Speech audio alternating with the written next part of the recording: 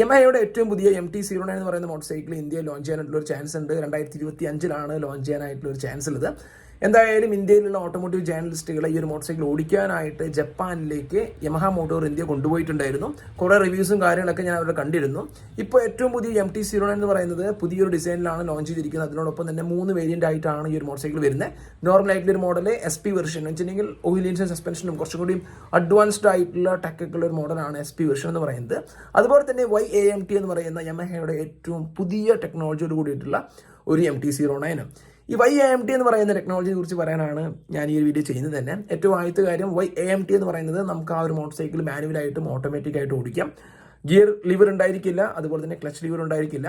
അതിന് പകരം ഒരു push button plus or minus എന്ന് പറയുന്ന രീതിയിലുള്ള ഒരു സിസ്റ്റത്തോട് കൂടിയിട്ടുള്ള ഒരു മോട്ടോർ സൈക്കിളാണ്.